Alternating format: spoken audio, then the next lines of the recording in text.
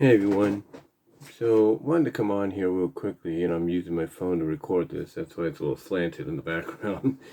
I wanted to give you a quick recap review of the premiere episode tonight, or yesterday, I should say, by the time you watch this, of Vice TV's collaboration with The Rock, Dwayne Johnson, and his production company, and that, of course, being Tales from the Territories. This one, of course, was entitled Memphis, where wrestling is real, or where wrestling was real, or something like that.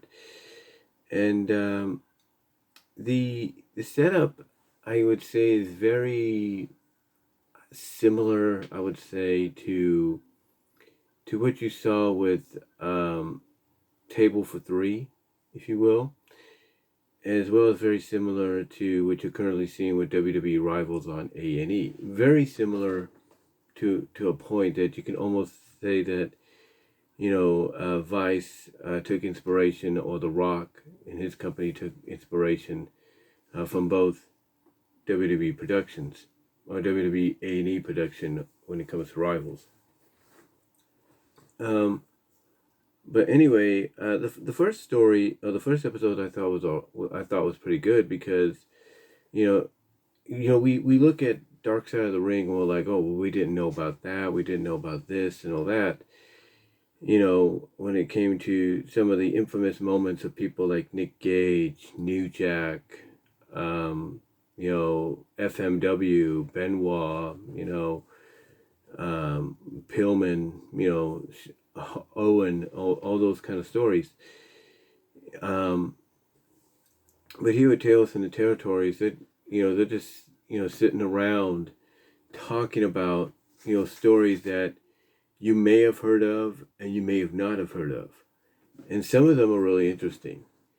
And one thing that obviously we kind of knew about at the time, back then in the territories, was the fact that some fans, if not a lot of fans, depending on where you were located at, took this legitimately. They took this wrestling business legitimately. They basically believed everything you did in that ring, or what you said in the promos. They took it very seriously. And these guys, and the round table basically consisted, and I like the atmosphere too. It's not like, like with Rivals, it's like it's in an office, it's a darkened office room, if you will. Or it's kind of like Table for Three, where it's in a restaurant, a pseudo restaurant, whatever you want to call it. Here it feels like it's in a warehouse setting or something like that, to really give it a bit of a grim atmosphere. This is legit, this is down to earth kind of stuff. And the people they had for this episode were Jeff Jarrett, his dad Jerry Jarrett, Dutch Mantell, the former Zebekiah, or the former Zeb Coulter, if you will, Zebekiah Coulter.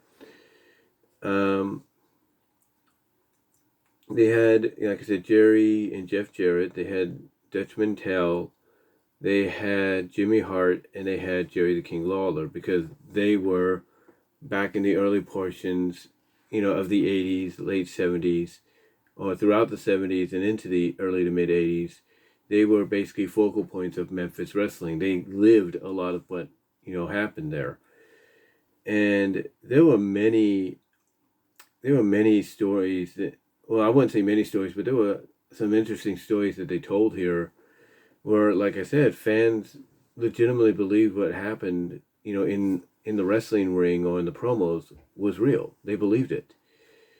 For example, Jimmy Hart, he competed in a 6-man tag, and of course he was the one that lost for his team. But as one of the guys that he was managing at the time, called the Dream Machine, was taking him out of the ring, carrying him over his shoulder, some fan blew a blow dart right into his butt. Right into his butt, to the point that it did cause bleeding, and he had to go and get a tetanus shot at a local clinic down the road. But that wasn't the only one either. There was a story where Jimmy Hart was managing the Iron Sheik at the time in Memphis, and because they wanted to make it seem real. Because one of the things they had hanging in the office wall was, or in the office in Jerry Jarrett's office, I think, was personal issues draw money or something like that. So basically make it seem as real, if not legitimately real, as possible. So Jimmy's doing this interview with the Iron Sheik next to him, and he's talking about, and Iron Sheik, of course, is doing his thing, and Jimmy Hart's waving the Iranian flag. But then what they do is, one of the guys, I don't know if it was Jerry or somebody else, I got to go back and watch it again, but he says one of the television crew members on Jerry's payroll, as Jimmy Hart is doing his promo, making it, getting as much heat as he can, talks about one of the U.S. helicopters going down in Iran earlier that year. And they intersliced the footage, while Jimmy Hart is talking. And at the same time, I think a family, mostly a father and a son, were watching this, and they hear what Jimmy's saying, and they see what's intersliced, intersliced with his promo, and they're not too happy because they had somebody that had a son, a brother on that helicopter that went down. So they're not happy. So they call up the station, and they live not that far from the station, and they say, we're going to come down there and we're going to go and shoot and kill Jimmy Hart and the Iron Sheik. And they basically, doing the reenactment, show that these guys got their guns together, went down. One of the secretaries there, Dottie, called up basically let Jerry Jarrett know what was happening, called up the police, said, hey, we need you guys down here immediately. We don't know if it's a threat or something. And the police had a substation, which was not that far either from the studio. They came down, and basically Jimmy, while he's finishing the promo with Sheiky, looks and sees these cops. And as soon as him and Iron Sheik go to the back, the cops say, you just stay here. We don't know what's going on. But what happens is the son stalks, according to what Jimmy Hart kind of described in the reenactment kind of showed, stalks Jimmy Hart, because he wants to kick his ass. Because of what Jimmy Hart said and stuff. So, yeah, to show that the realism of wrestling to these fans at the time was legit, for two guys to believe, to truly, see and believe what Jimmy Hart was saying, along with the Sheik and all that, to do what they were about to do, yeah, it's a scary thought. It's a very scary thought. But here's what's crazy, though. It's not just the fans either. It's also the territory and the promoters at the time. One guy, I think his name was Roy Relch, was, I guess according to what they said in the discussion, was going through the stages of Alzheimer's, dementia. Basically, his career as a promoter was running down. So he basically, is getting told by people whispering in his ear, hey, Jerry Jarrett's trying to muscle in on your territory. He's trying to take over your territory. He's trying to steal it from you and all that. So what he does is he gets this rugged journeyman of a veteran wrestler called Mario Galante, who basically is described as having a great, if not terrifying, bad guy face. Like Ox Baker, they showed a picture of Ox Baker. He had a legitimate face that could be looked at as villainous and scary and all that. This Mario Galante had one that pretty much, I think they kind of described it as being surpassed Ox Baker's. And this was something that I don't think anybody even knew about. I mean, well, you probably knew about it if you watched Stories with Briscoe and Bradshaw on the YouTube channel, because Jerry Jarrett talked about that about a year ago next month. But I think, he left out some details. The mic wasn't working too well for his interview with Briscoe and Bradshaw. But you know, I recommend watching that. But I also recommend watching this first episode because you get more detail of what happened. Because what occurred is Jerry Jarrett is the babyface. Lawler and Dundee are the heels. Well, at least Lawler's the heel at the time. And Galente comes in after the match and socks Jerry Jarrett in the back of the head. Now, Jerry Jarrett doesn't know it's Galente until he looks up. He's thinking it's Sam Bass, who basically knocked him for a loop, if you will, gave him a goose egg on the back because of it. But then he looks up and he sees it's Galente. So he decides, okay, obviously something's up here. You're not supposed to be here. Why did you do this? So obviously he sees that Galente, wants to do more harm. So what he does is he gets up and he's going back to his old Salem Moran, teachings. And he basically gets up and instead of going for the hand, which is the weakest, or the neck, or the head, or whatever, or the throat, if you will, what's the word I'm trying to look for? The lyrics, or the lyrics, if you will.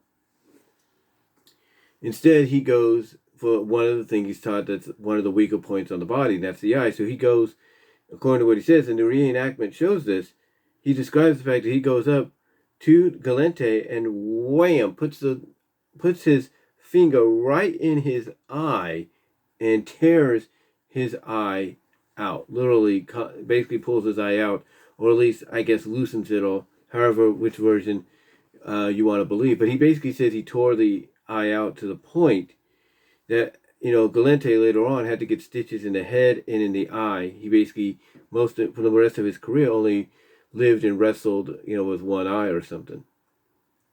But anyway, Galente, of course, was bleeding from it, and he left the ring. He went and got a club, a nightstick, a baton that basically Lawler would keep on him because of, the way the crowds were and everything at that time. And he went back to the ring, and instead of, using the baton, instead of going in the ring regularly, like going over the ropes or in between the ropes, he rolls under, which was a mistake because that allowed Jerry Jarrett to, as it's talked about and reenacted, to basically stomp on him, grab the baton, hit him with the baton, trying to basically Jerry Jarrett says, almost try to kill him because, Mario Galente, I guess, had this reputation of, he wasn't just a journeyman's veteran wrestler, but he was also someone for hire. So what happens is, Jerry Lawler and Dundee, help get Mario out of the, basically beat Mario Galente out of the ring as well. And Lawler's like, well, wait a minute, I'm supposed to be the good guy. If they see me saving this babyface of Jerry Jarrett, it's going to make me look like a babyface. I need to fix that. So Lawler gets on there and says, hey, I don't need Galente's help to beat this SOB, into submission. I'll beat Jerry Jarrett on my own. So anyway, what happens, like I said, is Galente runs from the ring. He goes right behind Roy Welch, and according to Jerry Jarrett, that's when it kind of clicked in his head that Welch was behind this. That Welch is the one behind this, and he goes to aim for him, to strike Welch, and that's when I think some of the wrestlers come out and they say, "Don't do it." I don't know if it was Ox Baker or somebody, or Joe DeLuca or something, come out and say, hold him back and say, "Don't do it," because of the fact that he by seeing Galente go behind Welch, he's, like I said, he kind of put two and two together and realized, he's behind this. He's trying to end my career. He's trying to end my life or something. But then what's crazy about it is after Galente gets stitched up and everything, he, Lawler's in the opening match in another town, like, I don't know, like a couple months later or a few weeks later. And Galente comes into the ring. Lawler's wrestling this guy, this young talent, local talent, I guess, who suddenly sees Galente. He gets out of the ring. Lawler's thinking, what's going on here? He gets decked in the back by Galente. Galente's wife is with him, and Galente has like a razor blade, and Lawler's just running to the back. He gets out of the ring, runs to the back. I think Briscoe said, not Briscoe, but I think Jerry Jarrett said something along the lines of, in the interview he did with Briscoe and Bradshaw, he said something along the lines of Galente's wife having like a gun on her or something. I don't know if he's mistaking that for Valiant. Because what happened is Lawler goes to the back, tells him that Mario Galente's there with his wife. And he has a razor blade. And what happens is Valiant goes to his bag, pulls out a I guess they call it a 85 Magnum or something, pulls it out, and as soon as Galente comes in, he aims it right at Galente's head, getting ready to blast his head off. And Galente basically backs off, not wanting trouble. But what was crazy is the sheriff of the town at that time was there. And he showed up asking what's going on here. Galente tried to say, he's trying to shoot me. And there's, just a difference of stories. And all three of them get arrested. And apparently after that arrest, they didn't see Galente or Welch ever again until I guess they heard they had passed or something. So really interesting stories. And like I said, some you probably didn't even know of. I guarantee you, Solomonster does a review of this Sunday on the Sound Off. He's probably going to admit that he's probably, for any of us that follow Jason, we're probably going to know, he's probably going to come out and say, yeah, I've heard these stories, but I didn't hear it to this extent.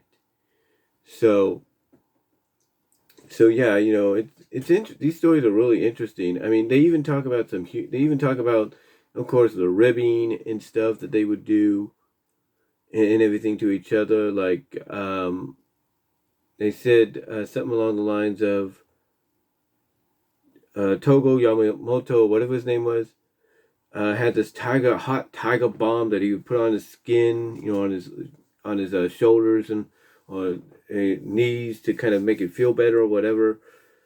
And they decided to play a prank by putting it into Jerry Jarrett's underwear. But Lawler not Jerry Jarrett, but Jackie Fargo's underwear, Togo and Jarrett, that is, put it into Jackie Fargo's underwear. And Lawler, being loyal to Fargo because he, brought him into the business, told Fargo after he got to the back after his match and did his shower, said, don't put that on, don't put those on. And Fargo's like, why? And then basically Lawler spilled the beans. So Fargo decides, okay, I'm going to give him a taste of his own medicine. So Togo and Jarrett come back from their match and everything. And I think there was 2 out of 3 falls or something like that. So they would go to the locker room, rest up, go back for the second fall. So when they come back after the second fall, clean up and everything, get on the road.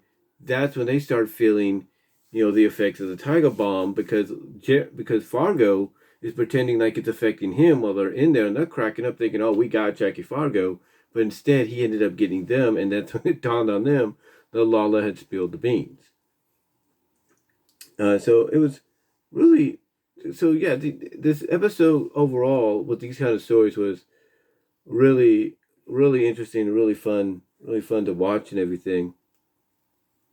They even talked about how Dutch Mantel wrestled at a maximum prison with, they had a show at a maximum security prison, and that the guards that you would think would be at ringside to protect them from these inmates would be at ringside, but no, they were outside guarding, of course, like in the usual post. And then if that's not enough, what I didn't even know about, just thinking about it, I think maybe I saw it when I was a kid. I just can't remember until I saw the footage. I'm thinking, did I see? I was like, I know I saw this, but when and where is what I was wondering. But anyway, what it was is they had a match. Him and Jeff Jarrett had a match. Dutch Mantel and Jeff Jarrett had a match. Basically, as part of the ending for a PBS special of symphony music, they had a match to end it. Basically, it was going to be the closing segment, and basically the music would basically go along with what they were doing in the ring. So you had all these different instrumental sounds. Like you even had a drill being used as an instrument and all that, but you had the drums, you had the pianos and all that, just going along with what they did in the ring. And it got to a point at the end where Dutch Mantel grabs a drum from one of the drummers. One of the drummers is trying to take it from him. He knocks the drummer down, bashes the drum over the guy's head, I guess tosses him in the ring. And this is enough, I guess, for Jarrett to take advantage, to do a sunset flip and, get the win. And then the lights just go out. And what's crazy about this, and I know Jeff Siegel, OTRS Central, the Sleg Daddy, he's going to hate hearing this. That match, that wrestling match they had at the end of that symphony, on that PBS special symphony, if you will, on symphony music and all that something. I know Jeff Siegel's going to hate this. But that match, according to Dutch Mantel, is, in the Smithsonian Institution. Him and Jeff Jarrett are the only two wrestlers right now in the Smithsonian Institution because of that match. And because of that match on that program. And I guarantee you, OTR Central, when he finds out about this, you think he hates Jarrett now? He's going to hate him even more now. He's going to hate him even more. And I say that with all due respect, Jeff, but you're going to hate him even more. But yeah, overall, the like I said, the episode was pretty good. They even talked about and I think we've heard about the story, the waffle knife fight with Randy Savage, and a guy that worked there that came in and was announcing to his coworkers, "Hey, I just got married," and everybody's congratulating him, and Randy's just like, just waiting there, going, like this with his fingers on the, going to, I think it was Jerry Jarrett. Randy's just waiting like this, just tapping his fingers, wanting to be served, and of course, all hell broke loose, kind of almost there in a knife fight, to where the cops got called. Randy tried to, I guess, explain to them that, hey, the guy's getting away. He's the one that pulled the knife on me, and all I'm trying to do is get something to eat. And it got to a point that basically they sicked the canine dogs on him, and one of the canine dogs bit his ass. Literally, took a chunk out of his ass. So yeah, it was, to me, it was a good, so to me, hearing stories like that, and, basically giving us a mixture of some, like scary moments and mixed in with some humorous moments and stuff, I thought was good. I mean, they even tell a story how Jerry Lawler basically pulled a prank on Kamala, making him look like he was a cop pulling Kamala over because Kamala was speeding past him in his new car, and he wanted to just play a prank on him. And it's just an overall good mixture of stories between these guys. Was he a fan of the Jarretts or Mantel or Hart or Jerry Lawler? I thought the episode was really well done, and again, it's kind of a more, I guess you could say, almost more grittier, just by the atmosphere that they present this in. More grittier version of a more grittier hybrid version, if you will, of WWE A&E's Rivals and Table for Three. It's basically it's a hybrid of those two with a more grittier atmosphere. But yeah, they didn't shy away from a lot of the things that described in the story with the reenactments. I will say that. So I'm definitely gonna watch it. It's not on par with Dark Side of the Ring, but give it time, it might be. But I'm definitely going to be watching the next episode. The next episode is going to be talking about Andy Kaufman, or focusing mostly on Andy Kaufman and Jerry Lawler's time in the, in Memphis. So it's going to be like a second part. And then the third episode is going to focus on the AWA, basically battles in the Midwest or something. So, and then whatever they come up with afterwards. I think based on the poster, from what I could tell, and the poster will be used as a thumbnail here, so you guys can see it for yourselves. But based on the poster, it looks like they're going to be talking about other people like, let's see. Well, obviously they're going to talk about Abdullah the Butcher. They got that lined up. Sullivan and his satanic group in Florida. They're going to talk about that. Of course, I think they got the Kempatera story, where he's I guess causes trouble at McDonald's or something. So they're going to talk about that. They got a lot of stuff they're going to talk about, so it's definitely something to look forward to. And the Rock's production company is $7, production. So, like I said, it's going to be something to really, really look forward to. In the near future. Again, like I said, the next one's kind of like a second part to this, where they talk about Andy Kaufman's time there, and then the third one's on the AWA. So again, cannot wait. I recommend watching it. Like I said, it's not Dark Side of the Ring. It's not on par with that yet, but I think give it time and it will be. It just potentially will be. But yeah, that's all I really wanted to say on it. Let me know what your thoughts are down below. Comment if you like. Live chat during the premiere. Like the video. Super chat, super stickers are open during the premiere in the live chat, and super thanks afterwards as well. Check me out at BW Roses Discussions, all your favorite audio podcast locations except for Pandora, where you might get an audio podcast version of this down the line. As well as check me out at VENMO at BW Roses for content you can't get anywhere else here on YouTube. As well as check me out at Venmo at Brian-Warmer-2 and at Cash App at BWRoses98. Also check out the Teespring store. Also check me out at patreon.com/BW Roses with a $1 or $3 tier. But until next time, guys, let me know what your thoughts are down below and in the live chat. And I will talk to you later, but I highly recommend watching this if you want to hear stories that you may have heard about and may not have heard about, or maybe don't know the full story about. I do recommend Tales from the Territories.